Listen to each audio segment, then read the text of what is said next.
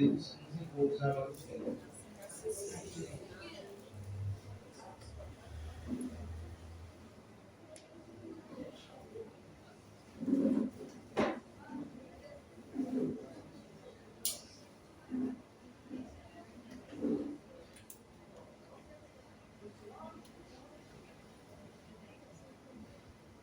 Ninguém pode ver o reino de Deus se não nascer de novo.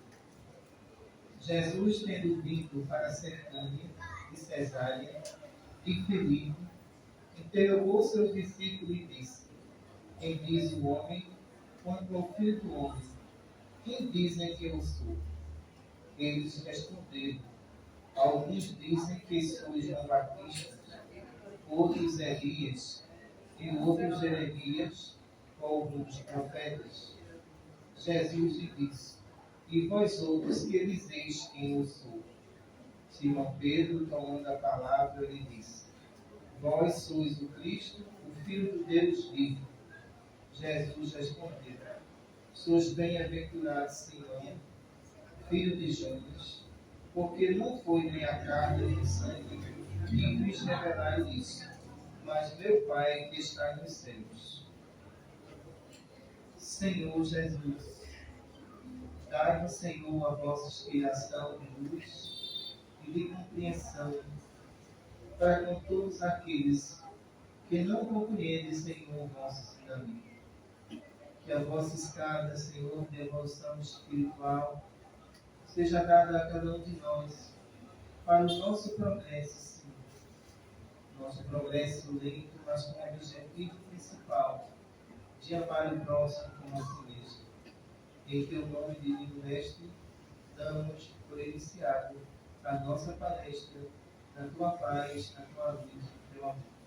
Muita paz para todos. O tema da nossa palestra da tarde de hoje é vocações perigosas. Nos traz uma frase que está escrita no livro que é o Espiritismo. Quando perguntaram a Sr. Allan Kardec se a ciência espírita oferecia algum perigo. É interessante a colocação do codificador da doutrina espírita, que ele diz, com toda a ciência espírita tem seus perigos. Excelente resposta. Porque quando nós vamos observar a curiosidade de muitas pessoas com relação às comunicações espirituais, eu digo sempre o ditado que vocês dizem: a curiosidade matou o gato. E nem todos estão aptos a se comunicar com o mundo espiritual. Mas os espíritos querem apenas uma brecha para expressar a sua maldade, a sua malícia ou a sua própria sabedoria. Quando vamos estudar a base da codificação e as pesquisas de Allan Kardec, nós percebemos o seguinte: em 1158, essas pesquisas se deram início através das mesas girantes, e o que nós observamos aí sempre foi uma coisa chamada cautela. Allan Kardec, ele não era um tipo de pessoa que ele dizia assim: eu acredito porque acredito. Não era nada disso. Ele acreditava porque ele estudava, porque ele analisava todos os meios e todas as comunicações espirituais. Quando trata-se no livro dos meios, quando vim falar sobre esse assunto da natureza das comunicações, é bastante interessante porque ele sempre tem uma análise crítica e uma análise técnica para chegar ao seu objetivo principal. Se aquele médium realmente fosse um médium verdadeiro, independente se ele fosse um evangélico, se ele fosse um católico, ou mesmo se ele fosse um espírita, Kardec é aprovado. Porque a mediunidade não pertence ao espiritismo. Ela está em todas as partes, em todas as religiões. Mas isso depende muito de como nós vamos conduzir essa mediunidade. Porque, na verdade, podemos ter aí vários problemas de alucinações em pessoas que estão dizendo que são médios e não são médios, que são videntes e não são videntes. Quando eu vejo algumas pessoas falarem que têm mediunidade extraordinária mas condição moral precária, já não dá para acreditar nessa mediunidade. A gente já tem bastante cuidado com isso. Por quê? Mediunidade está em todas as condições humanas. Assistência espiritual, aí é diferente, né? Então alguém pode dizer, existe um médico que faz o bem e o médico que faz o mal. Esse médico que faz o mal, poderemos dizer que ele tem assistência boa? Não tem nada a ver com o espiritismo. Esse médico que mistifica por sucesso, ele tem alguma coisa a ver com o espiritismo? Também não tem nada a ver. Para a gente ter uma base daquilo que nós queremos, das evocações perigosas, primeiro nós vamos observar a experiência dos médios nas comunicações. É de salientar que, em determinadas consultas, aparecem diversas pessoas falando assim: doutora Cristina, eu tenho mediunidade de clarividência, clareaudiência. Olhe, eu sou um médium muito bom. E eu pergunto, você está me vendo agora? Olha só. Você está me vendo? Você é clarividente? Sou. Você está me vendo agora?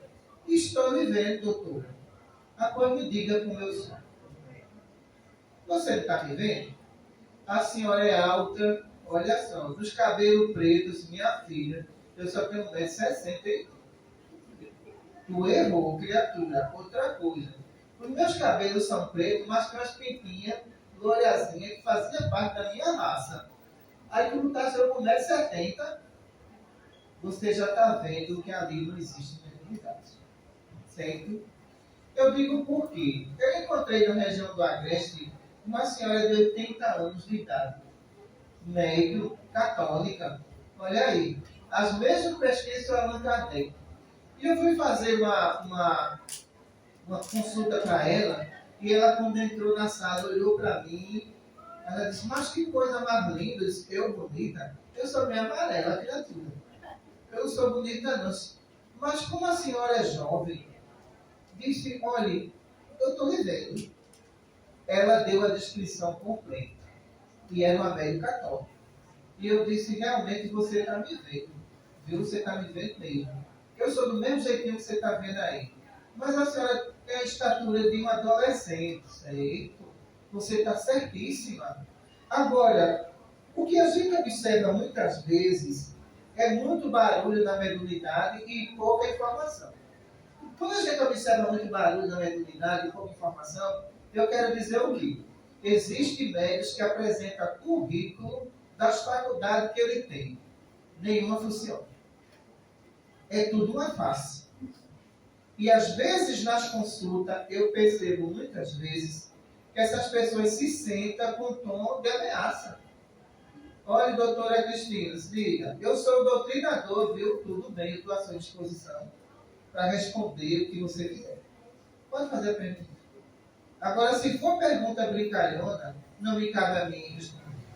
Se for pergunta séria, eu estou à sua disposição. Não, só estou dizendo que eu sou doutrinador. Olha, quando a gente está diante de uma situação dessa, a gente percebe o seguinte, que existe a vaidade naquela pessoa. Porque ela já começou errada. Se você quer testar um espírito, primeiro você tem que formular a pergunta e colocar até perguntas maliciosas para saber se a gente vai perguntar, responder ou não. Se você faz uma misturada de pergunta, e você vem já com o texto preparado. Por quê? Quando a gente dirige estudo online da Itália, do Japão, né? Cíntia do Japão está aqui, vem cá, porque conhecer, dá tudo. Essa aqui, veio do Japão para conhecer vocês.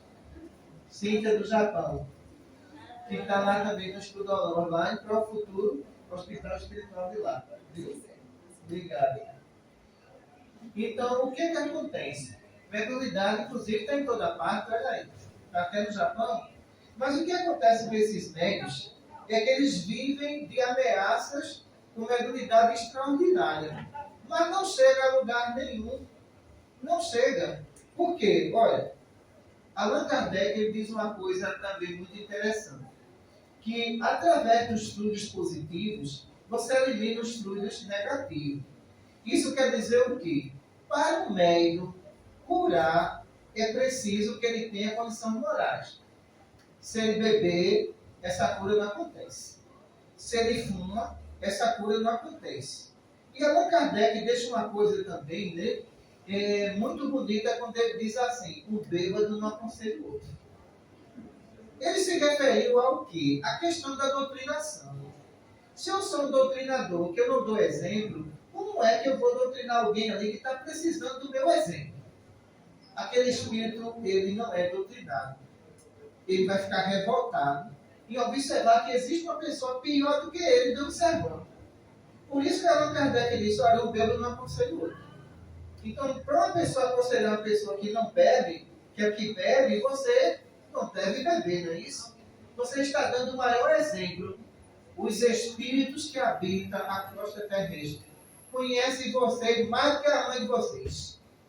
Porque vê vocês passando, vê vocês pegando ali um carro, vê vocês entrando dentro do carro. Então, ninguém engana o mundo espiritual. Esses espíritos sabem quando você sai daqui, se você é uma pessoa boa, se você é uma pessoa má, se você é uma pessoa falsa. Porque muitas vezes, o que é que se fala, né? Doutora Cristina, tira um obsessor de mim, obsessor, e às vezes ele está internado, e a gente não trata ele por esse nome. Chegamos lá: Francisco, como é que você está, Francisco? Cadê aquela que me chamou de obsessor? Olha, tem calma, vamos ter calma, deixa ela para lá. Não vou conversar com você? Não, a senhora precisa me ouvir. Precisa me ouvir. Ela acabou com minha vida, acabou com minha riqueza, acabou com minha família, e ela está dizendo que eu sou obsessor. Aí eu passo a entender que aqui está cheio de obsessor vivo, viu? Está cheio. A sala está enfeitada. Mas o que acontece com o ser humano? Ele nunca quer assumir a culpa. O grande problema é esse. Quer se livrar de uma perseguição? Admita que você errou. Eu errei. Eu não vou fazer mais isso. Você está sofrendo como espírito agora. Eu entendo o quanto você está sofrendo. Mas tem pessoas que dizem assim: eu tenho obsessor? Tenho nada. Tenho obsessor não. Olha, vou dizer uma coisa a você: eu não fiz nada com ele. Ele que fez comigo, eu até sonhei, doutora. Ele correndo atrás de mim. Não, pessoal. Quem nasce tem mais dívida do que aquele que está morto aqui do outro lado. Bote na cabeça disso. Porque quem está aqui é vítima. Vítima daqueles que estão vivos, reclamando de tudo, reclamando do sol, reclamando da chuva, reclamando porque o dinheiro é pouco.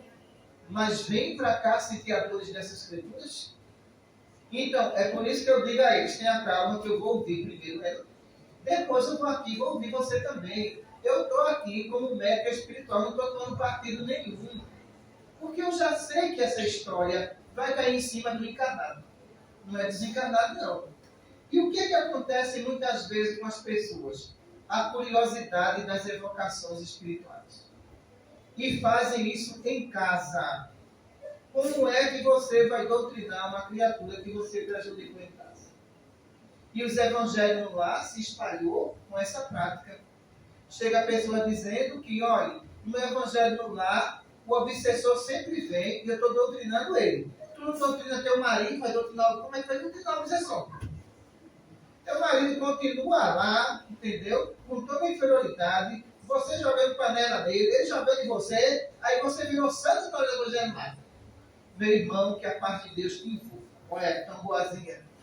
Vê só. Olha, eu vou dizer uma coisa a você. Olha, eu já lhe perdoei. Mas olha só.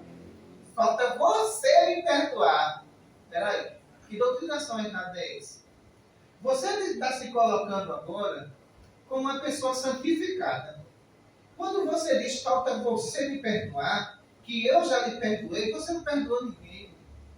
Apenas você está assustada, porque na sua vida está dando tudo de errado, e você sabe que aquele espírito que está ali está lhe cobrando uma única coisa: reforma moral. Humildade, que você não tem. Então, diante daquele evangelho no lar, você acha que vai resolver esse problema? Os espíritos conhecem vocês pela faixa vibratória do pensamento. E quando você está dizendo ali: eu já lhe perdoei, ele diz: está com medo de mim. Por isso que ela está dizendo isso. Então, essas evocações, a doutrina espírita não recomenda. Por quê? Tem que existir no doutrinador uma coisa chamada neutralidade. O que é neutralidade? Olha, eu vou pegar esse problema aqui, mas não vou defender ninguém, mas também não vou acusar ninguém. Eu vou pegar esse problema que está aqui, vamos tratar de um, vamos tratar de outro, onde muitas vezes na minha sala, às vezes eu vejo entidades chegando com vocês, e ele olha para mim e faz, só vai cuidar dela, é? Não, peraí, calma. Eu vou cuidar de você também.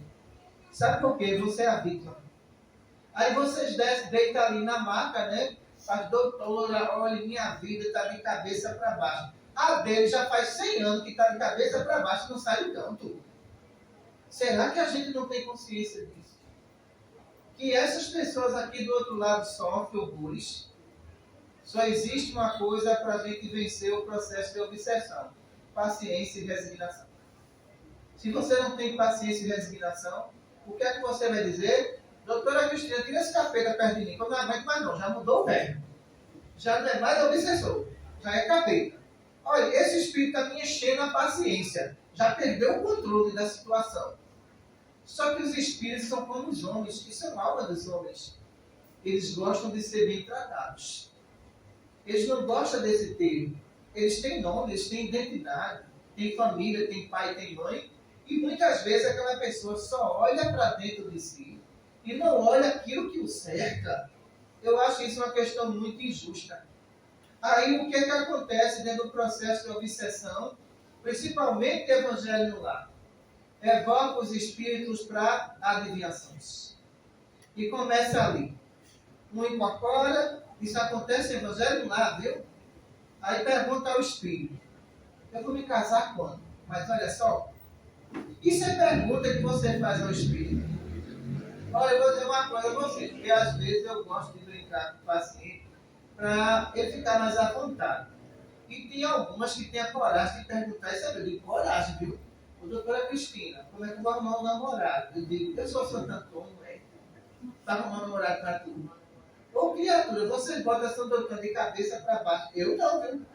De jeito nenhum. Então, eu não posso lhe responder porque eu sou um espírito sério e responsável. Mas os espíritos brincalhão, ele responde tudo. Ele diz, olha, eu já estou vendo ele. Aí você diz, quem é? Diga. Ele tem dinheiro. Tem dinheiro ele, como é? Pergunta logo que tem dinheiro. Olha o interesse, olha o amor. Ele é alto, bonito, peraí. E boniteza define felicidade? Não, define felicidade não, pessoal. Então aquela pessoa, ela pode ter pouca beleza, é uma pessoa boa. Mas o que é que as pessoas vão atrás? Da aparência e do poder material. Aquele espírito mais perturbado do que aquela pessoa que está perguntando, ele vai dizer, olha, vou dizer a você, que homem bonito, olhos azuis, loiro, alto, corpo atlético, é esse mesmo que eu quero. Mas faltou, e ele tem dinheiro? Tem, milionário. Mas em poucos dias tu encontra esse homem. Você foi enganado. Você foi enganado. Porque é impressionante como as pessoas vão em busca das ilusões nas comunicações espirituais e depois jogam a culpa nos espíritos e na doutrina espírita. E isso está errado. Eu fiz uma consulta, eu fiz uma cirurgia numa senhora, cirurgia de fertilização. Eu fiz num domingo no Maria Cláudia e na quinta-feira essa mulher entrou apavorada na sala. O que foi que houve com você? Eu tenho que lhe contar, doutor. Conte. Olha, apareceu uma médica na minha frente. Quando eu saí daqui, cheguei em casa, uma amiga minha, isso foi o que ela disse. Ela disse que eu matei um bocado de criança. Com qual autoridade ela disse isso? Porque nem tudo é revelado para não perturbar. E disse que botaram um bocado de macumba em mim. Qual foi a macumba? Eu não estou vendo nenhuma. Tu está falando, andando, que história é essa? Eu estou apavorada. Fica apavorada não. Eu vou dizer a você qual foi a técnica que utilizaram. A técnica do medo. Você está entendendo? A técnica do medo. Você ficou apavorada. Qual é o segundo ataque desse médico? Tem que desmanchar o trabalho, viu? E é caro para desmanchar. Aí tu vai dar o dinheiro à média e a média não vai dar nada ao espírito. Eu disse, olha, espera que vai ter o segundo ataque. Esse foi o primeiro. Mas vamos ter a prova? Vamos entrar na sala. Deita na maca que eu vou dar uma olhada aqui. Minha filha não tem nada disso. Não está constando aqui que você matou criança. Olha, você não engravidou porque não chegou a hora ainda. Mas ela vai dizer, você não engravidou porque você abortou um bocado de menino. Isso é uma estratégia que não ajuda ninguém, viu? Isso deprime a mulher. E se aquela pessoa tiver tendência ao suicídio, ela se mata. E essa médica perturbada passou tudo isso para essa mulher. Aí, quando foi na quinta-feira, ela disse, doutora, ela não ligou para mim de novo, dizendo assim, olha, eu quero conversar com você, porque tem mais coisa que eu não disse. É aí que entra o dinheiro. É aí que entra o segundo ataque. É o dinheiro. Ela vai dizer, olha, tu vai ter que desmanchar isso aí. É impressionante como as pessoas caem pelo meio. Esses médicos, você já começa a observar que eles são mais perturbados do que médicos.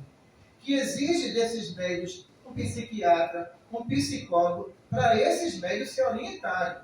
Mas existe também uma coisa no paciente, a curiosidade. O paciente é curioso. Tem paciente que olha para mim e faz, doutora, diga que eu fui em vidas passadas. Eu não tenho autoridade para isso. Mas você quer saber quem você foi em vidas passadas? Veja quem é você no presente. Aí você vai saber por que você repetiu de ano. Por que você está voltando. Não adianta as pessoas quererem contratar regressão de memória, como fazem muitos, né?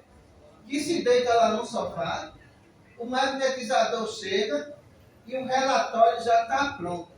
Perceberam que em regressão de memória aqui ninguém é pobre, é tudo rico. É tudo rainha e princesa. E o pior disso tudo, viu? É tanta rainha que falta castelo. E falta rei também para subir. Que naquele tempo não disse de rainha tudo. Entendeu? Aí você fica lá no sofá, o magnetizador chega, fecha os olhos, pense na sua reencarnação. Aí começa. Olha, eu estou me vendo no castelo. Olha, eu vou dizer, eu era uma rainha bem sucedida. Esse Deus errou, viu? Eu nasci pobre e me conformo não. É por isso que eu sou revoltada. Porque me tiraram do trono. Me diga uma coisa, isso é uma coisa insignificante. Porque você veio agora na condição de médio para ajudar o próximo. Você não está na condição de rei, isso pouco interessa. A justiça divina colocou o véu do esquecimento já por causa da vaidade de muitos. E esse véu do esquecimento é o quê? Eu não lembro de nada que se passou em vidas passadas. Porque se você lembrasse, você viraria um esquizofrênico. De tantas cenas praticadas, de tanta injustiça que você cometeu para com o próximo, o que é que a justiça divina diz? Apaga o que é mal e pratica o bem. Você terá uma nova chance na terra de voltar. Então aproveite a sua chance, faça o bem. Se perde um tempo enorme com isso. Se paga caríssimo para se fazer uma regressão de memória, onde eu vou dizer a você, a pessoa não está me enganando não. É você que está se enganando. A pessoa que está ali está fazendo a parte dela. E quando a gente observa pessoas revoltadas que se deitam numa maca e começam a dizer, eu não me conformo porque eu sou pobre. Por quê? Porque eu vi na regressão de memória que era rica. A pior pobreza é a espiritual. A pobreza material você sobrevive. Se você for honesto, vai para a coluna. Não é não?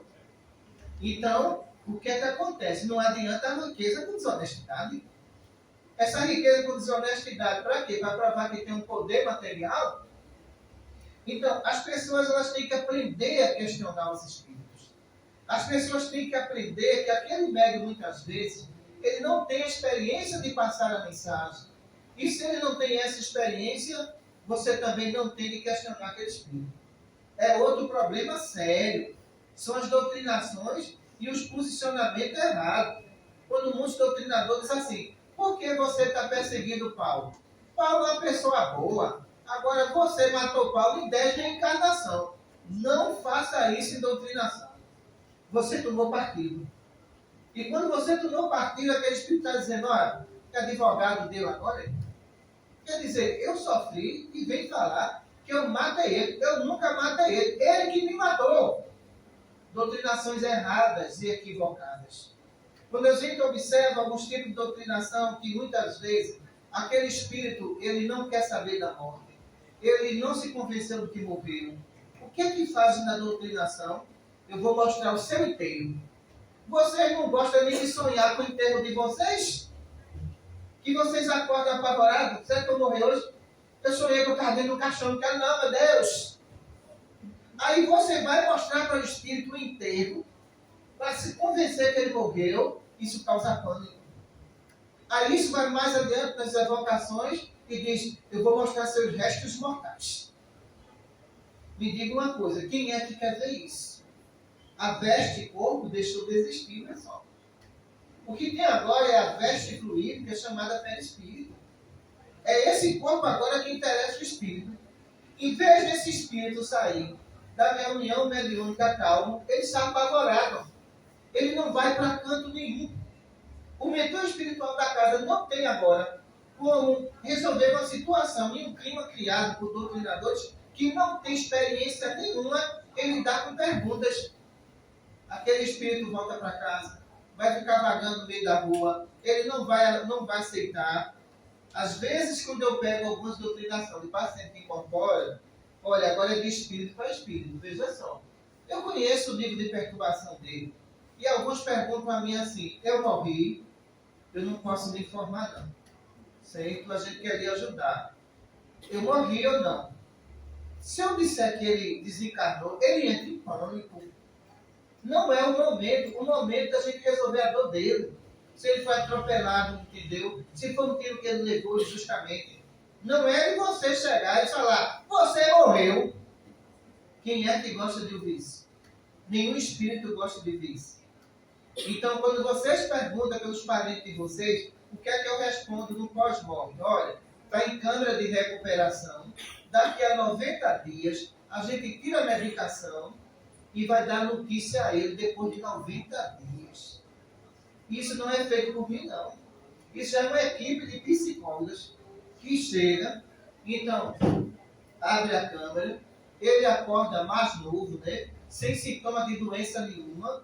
É aí que elas começam a conversar, ele começa a ver que o ambiente é diferente, que o hospital que ele está não é um hospital da Terra. Então, começa as ideias a ser formuladas no pensamento. É depois disso que elas vão dizer que ele desencarnou. E tem doutrinador que quer dizer isso naquele momento, que não é o papel dele. Isso é o papel das psicólogas espirituais que têm experiência. Então, por isso que os perigos das comunicações espirituais está na falta de experiência de quem está. Não façam isso em centro espírita. Coloque pessoas que têm experiência em lidar com isso. Então, de repente, as pessoas querem fazer de uma sessão um interrogatório. Você morreu aonde? Qual foi o tipo de morte que teve? Qual é o teu endereço? Há espírito que aguente. Eu vou dizer, isso é um senso espiritual que você está fazendo. A pessoa está com dor, pessoal. Aquele espírito está sofrendo. É preciso você fazer um relatório. Eu perguntaria logo, você está sentindo dor? Estou. Qual é o local? Minha cabeça. Vamos lá. Dá um passo de específico circular no coronário. Faça uma aplicação. Como é que está a sua dor agora? Está passando, está certo. Olha, tem uns médicos espirituais aí, eu vou entregar você para eles conversam com você. Em nenhum momento eu disse que ele morreu. Porque naquele momento ele está precisando de maior segurança naquilo que ele está passando, que é a dúvida. Não é naquele momento que eu vou escancarar e dizer assim, tu morreu, e agora? Acabou-se. Eu também estou morta, por que tu morreu? Essa condução está errada de doutrinação. As evocações inferiores, que a gente classifica como as mais perigosas, tem que ser feito por médios moralizados e experientes.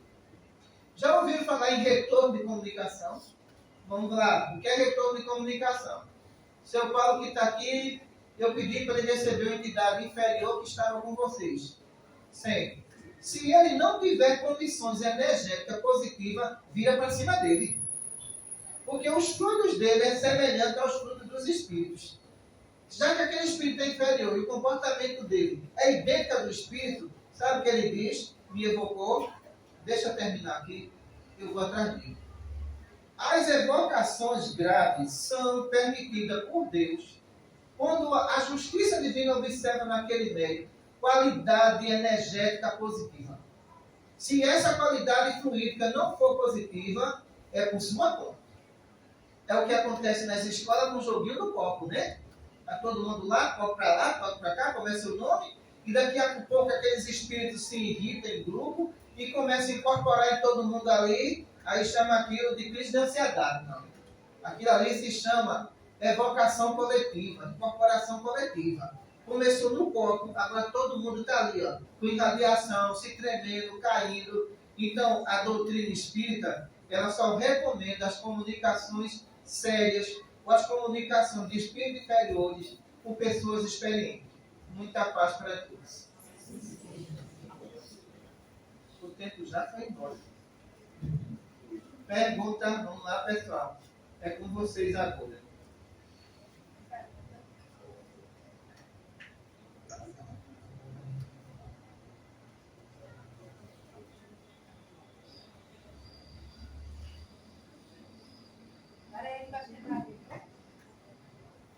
Boa tarde, doutora.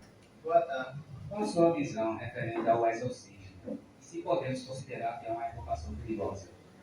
Olha, veja só, para a Igreja Católica, isso se chama exorcismo. Né? Para o Espiritismo, existe um espírito inferior ali que não poderiam passar, que eu chamo aquilo de maus tratos. Então, existem situações que talvez os hospitais evocam situações piores do que o exorcismo, mas os médios têm controle. Eu não preciso de cruz, nem chamar aquele espírito de diabo, não. Ele vai ter a oportunidade por Deus do seu próprio arrependimento. Mas a partir do momento que eu começo a fazer o maravilhoso e o sobrenatural, eu estou fazendo o que sobre vocês? Eu estou emitindo medo. E essa questão do medo que aconteceu na Inquisição na França foi relacionada a exorcismo. Por quê? Acharam que os médios estavam recebendo o quê? O demônio. E não era, eram espíritos, eram os médios vendo, era um vidente. O que foi que a igreja fez? Olha, todo tipo de evocação dessas pessoas, a partir de agora, vai para o tribunal de Inquisição, vão ser queimada viva. Levaram para o maravilhoso sobrenatural, mas não estudaram a mediunidade. Quantos médios não morreram na França? Através da Inquisição. Então, aquele mesmo espírito lá que estão fazendo o exorcismo, eu não posso evocá-lo, posso, mas você vai ver uma grande diferença. Ele vai ser resistente à doutrinação? Vai, mas ele não vai fazer o que ele faz, partir para cima, agredir, entendeu? Virar o olho do médium, morder o médium. Aquela pessoa que está passando ali pelo exorcismo, ela tem um processo de possessão. O espírito domina ela, mas ela não domina o espírito. O médium especializado que vai receber o mesmo espírito, ele domina o espírito, mas o espírito domina ele. Então, o exorcismo é uma falta de conhecimento muito grande da igreja.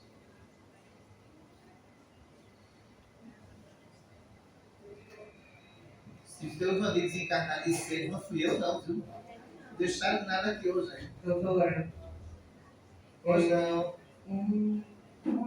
Surgiu uma dúvida quando você está falando sobre as evocações, quando é centros de Umbanda, Candomblé, que recebem as entidades. Como seria classificado? Porque nos meus estudos eu vi que assim, os médios podem ser enganados. Então, Olha, eu não tenho nenhum preconceito com nenhuma religião, mas a gente tem que esclarecer. Se eu convidar você para dançar e beber, eu estou evoluindo você? Não. A mesma coisa são os espíritos. Então, a Umbanda poderia usar outra metodologia, a não ser essa, mas a partir do momento que eu começo lá a bater nos tambores, a chamar os espíritos, a embriagar esses espíritos, né? Naquele momento ali, eu estou contribuindo para esse processo de evolução? Não estou. Qual é a metodologia do espiritismo? Evocar os espíritos alcoólatras para dizer a ele que ele já perdeu muito tempo como vivo. E que agora, como desencarnado, ele tem que cuidar das sequelas. Tem sequela, sim, neurológica, ali tem hepatite, tem a cirrose hepática gravíssima nele, tem as tromboses que ele está vivendo ainda como espírito. Qual é a obrigação do espiritismo agora? Através do médico que está aqui, restaurar todo aquele perispírito, interná-lo, tratar dele, se libertar do vício para ir para uma colônia. Nada está perdido. Mas se eu convido todo mundo aqui para uma festa e vou dizer, olha, vai todo mundo beber e vai evoluir. Não vai. Não vai. Então, nós temos que quebrar esse vínculo da viciação que as pessoas impõem sobre os espíritos. Os espíritos eles estão no processo de evolução sempre. Quem bebia vai deixar de beber no espiritual. Quem fumava vai deixar de fumar. Mas quando você diz assim, você vai fumar porque você fumava, isso não é evolução. Você prendeu esse espírito numa âncora da ignorância. Está respondido.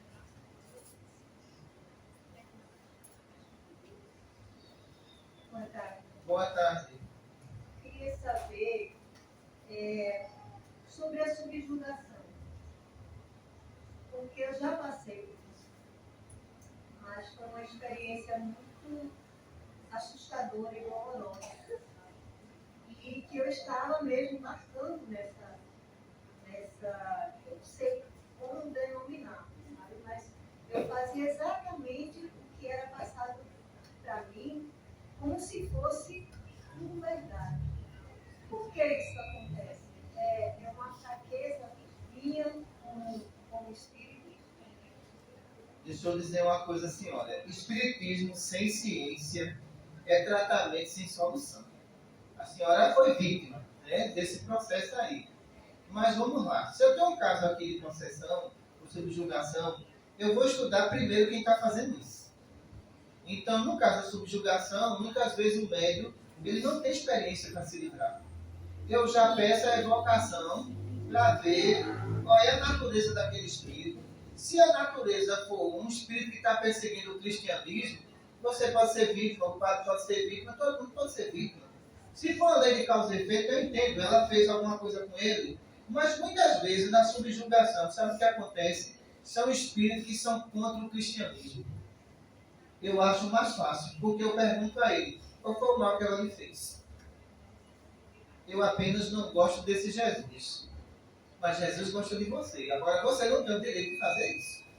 Porque o que está acontecendo aí agora é uma intervenção sobre você. Se você continuar ali sem motivo nenhum, pode ter certeza que eles vão levar você para o mundo transitório. Aí você escolhe. Aí o seu tratamento estaria certo nesse sentido.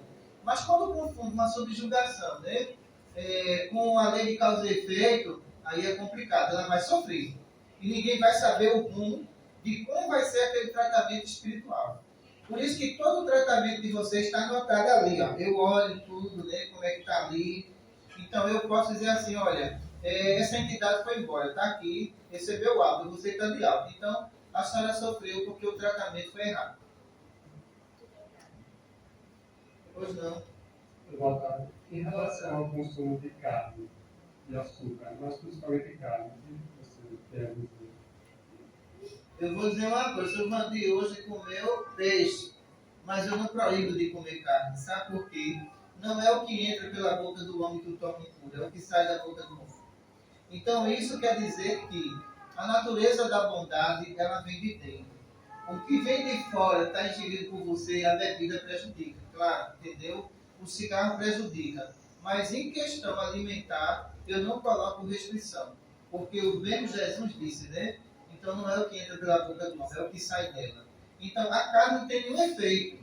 Porque no livro dos Espíritos está falando o seguinte, que vocês necessitam da carne, das suas proteínas, para sustentação orgânica. Olha, quando eu digo uma coisa, quando vocês não precisarem mais de carne, o menino vai nascer sem dentes caninos. Não é verdade? Vocês não vão precisar mais. Mas, por enquanto, é uma necessidade que vocês têm. Porque, em estudo prático que eu fiz com o pessoal vegano, eu tinha um paciente que tinha câncer, era vegano. O câncer era pior do que o outro que não era. Então eu percebia que ele não ingeria proteína. O que aconteceu? Ele desencarnou. Então como é que você vai passar com a quimioterapia, com a radioterapia? Onde você não tem proteína. Você tem que ter proteína, tem que ter vitamina. Então por isso que a gente não faz essa restrição. Quem vai para a cirurgia ali, o que é que eu digo? Olha, foi cirurgia? Foi. Mas não coma crustáceo não. Depois você pode comer. Mas a questão da carne, você pode ir lá fazer a cirurgia, não tem efeito nenhum não, pessoal. Vamos aqui. Doutora, eu, anos atrás, fui no centro e para doutrinar o espírito que estava comigo, e o doutrinador disse que ele estava no formato de cobra. E ele ficou falando que, olha seus braços, você tem pé. Mas esse espírito falava? Não. Sim. E quando depois de muito tempo, do doutrinador dizendo que ele tinha pé na braço, aí sim, ele começou a chorar e... Então, assim, eu queria saber por que chega a esse ponto. Certo, vamos lá. Vamos para a autossugestão, né? Isso é autossugestão. Não tem pessoa que diz assim, eu sou feito uma cobra, maliciosa. Não tem uns que dizem assim, eu não presto, eu não valho nada. Autossugestão. Então, essa pessoa desencarna fica com as mesmas ideias. Eu sou uma cobra de falsa. Vai tomando forma. Não é autossugestão? Entendeu? Então, essa autossugestão, você não vai se transformar numa cobra. Você tem deformações perispirituais. Mas você continua um ser humano. Há o bloqueio de plexo aqui, ó, o plexo laríngeo também bloqueia, porque é o pensamento dele, a fixação. E muitos espíritos como esse, ele traz um sentimento de culpa muito grande. Por exemplo, uma pessoa que estuprou várias crianças, ela desencarna, chega aqui no mundo espiritual, a culpa é muito grande, porque ele sabe que a punição de Deus vai ser severa. E ele começa ali a dizer, eu não prestava, eu fiz coisa que o animal não faz. Ele vai tomando essa aparência. E ainda tem também as entidades hipnóticas, né, que subjugam ele. Essas entidades hipnóticas dizem, olha, você é realmente um animal, olha o que você fez com os outros. Então, ele está ali com um sentimento de culpa tão pesado que ele se transforma numa forma de um animal, mas ali existe um ser humano. Entendeu? Isso explica até nas obras do André Luiz, né? André Luiz explica isso. Foi o que foi passado para mim, que foi os espíritos inferiores, que deram esse nome, que fez ele ficar naquela forma. E, Não, é verdade, isso aí é verdade. no caso, eu atraí, porque eu bebia, eu fumava, eu gostava muito. Tem a ver mesmo, eles tinham razão mesmo. Atrai mesmo. Tem mais perguntas? Boa tarde, doutora. Hoje não. Doutora, eu estava assistindo um filme sobre espírito e, segundo ele, eu estava prestando atenção nesse filme, na passagem passa 40 dias mostrando o que você fez aqui na Terra, o que você praticou. É verdade isso? Não, veja só. Existe o que nós chamamos de memória terminal, né? O que é memória terminal? A memória terminal é quando você está na UTI e vai acontecendo esse desenlace. Então, vai passando as cenas de erros que você cometeu, né? Essas cenas são muito rápidas, não demora isso tudo não, entendeu? Isso é uma coisa mais ou menos de 2 a 3 minutos, você vê sua vida inteira. Você vê também as passagens boas, entendeu? Então, essa memória terminal, ela encerra ali. Você agora está no mundo espiritual. Então, se você for uma pessoa que praticou o mal a 100%, essa memória terminal, ela não termina, não. E o que nós chamamos de estado de perturbação. Você começa a ver isso agora, não era naquele momento da morte, é 24 horas por dia. Aí que vem a perturbação do espírito, aí que vem a escuridão do mal que ele praticou e o sentimento de culpa que ele vai carregar. Então, a memória terminal, a gente só considera ela benéfica, né, para quem fez o bem. Porque você vai continuar do outro lado, todo iluminado, com a maior calma possível, os espíritos de luz se aproximando de você. Então, essa memória da bondade, essa que vocês têm que ter. Tá certo? Mas não são 40 dias, não. Isso em 2 minutos se vê tudo.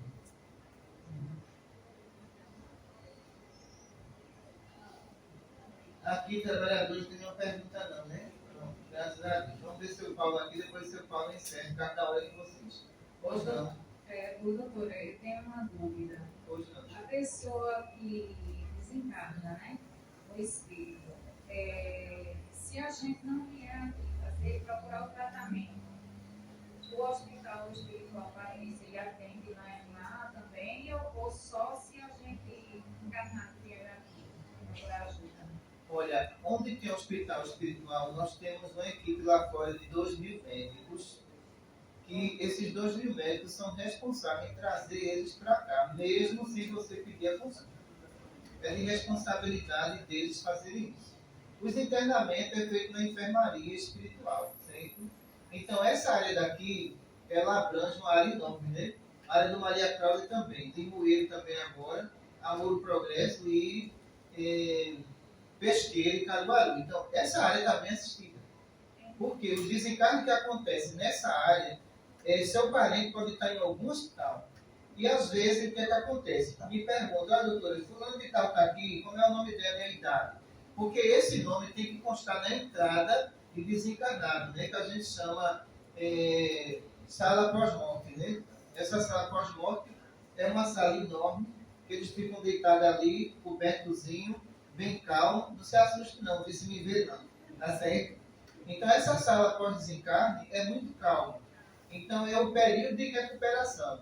Mas todo mundo ali tem o nome da mãe, do pai, tem tudo ali. Para eu saber, é muita gente, a gente não sabe do momento não. Então você vai pegar aquele nome ali e encaminhar para o mentor responsável daquela área. Ele vai checar tudo aquilo ali no sistema e vai dizer, não, ela não está aqui não. Ela desencarnou na área de Limoeiro. Ela ficou internada lá em Limoeiro, está aqui não. Então, é um sistema interligado, né? Entendeu? Boa tarde, doutor. Boa tarde. Quando a senhora falou dessas incorporações perigosas, me veio à mente o perigo, e aí eu queria que a senhora explicasse quais são as consequências para tanto o médico quanto o doutrinador, essas incorporações, fisiologicamente, porque aqui nós utilizamos o eletrodo, tem um campo magnético para absorver esse elétrico, mas e essas pessoas que não têm um campo magnético nem o eletrodo, quais as consequências orgânicas para eles? Olha, um espírito de um meio familiar, ele não vai provocar um infarto dele não, de jeito nenhum. Por quê? É um espírito que ele desencarnou por tempo. Ele está passando por uma fase de fraqueza muito grande. Então, dificilmente ele provoca um infarto. Agora, um espírito inferior ele provoca. Então, aí está o perigo. Da proximidade dele com o corpo do médico. E essa proximidade que está ali, ó, na medida em que ele vai se aproximando, o coração vai sentir um ritmo cardíaco muito forte. E esse ritmo vai aumentando. E quando ele encostar o plexo dele, junto médio, esse médio infarta. Então, são médicos que não têm experiência em fazer isso, né? Quando eu digo para a juventude ali, tem jovem aqui, olha, vocês são médicos. Não quer dizer que eu vou botar vocês para receber espírito, não. Eu tenho juízo. Você não tem experiência. Às vezes o outro não tem. Então, você vai para um trabalho mais simples ali, a parte burocrática, um trabalho de passe. Se eu ver se você tem segurança em fazer, então você ainda vai passar por estudo e treinamento para você fazer isso. Mas o que acontece com as pessoas? Caiu, é médico. Mas caiu. Vai para mediúnica amanhã, viu? Você é um médium. Que médium? Médico que cai. Que médico que cai? Está escrito lá no livro dos médicos, médico cai. Tem médico que cai não. Kardec não deu essa classificação. Então, está lá escrito médico cai. Não está. Então, se a pessoa caiu, primeiro, é diabética. Eu tenho que saber, né? Se houve uma hipoglicemia na pessoa. Eu tenho que saber se a pessoa está passando pelo estado emocional de se abalou. Eu tenho que saber se ela é hipertensa. Mas você pegar uma pessoa dessa e colocar na mesa mediúnica sem saber quem ela é, sem ter experiência nenhuma, e isso a gente não aprova nos outros casos. Houve um caso no centro espiritual, muitos anos atrás, que uma senhora desencarnou na sessão de incorporação, né, de doutrinação. Teve um ataque cardíaco e foi fulminante. Ela desencarnou dentro do centro espírita. As regras dos hospitais é, quem está em mediúnica chegou passando mal, a gente trata e manda para casa. Não pode entrar. Como é que eu vou trabalhar com médico com pressão, com hipertensão? Não pode. Vamos lá, tu está com uma pressão altíssima. Se tu receber uma entidade muito inferior, tu vai se embora. É um AVC. Porque a pressão que está ali, ela vai multiplicar. Tu tem um AVC na mesa. Então, por isso que a gente tem o maior cuidado com todos os médicos dos hospitais. Então, se passou mal, chegou lá, no dia da reunião, é aplicado um passe, evoca o espírito e manda ele para casa. Não deixa ele entrar, não. Porque é perigoso para ele. Muita paz para todos vocês, muita luz, um bom tratamento para todos, viu? Vamos fazer a nossa prece de encerramento. Mestre amado Jesus, só temos a te agradecer por tudo que nós recebemos e em teu nome damos por encerrado a nossa palestra. Assim seja.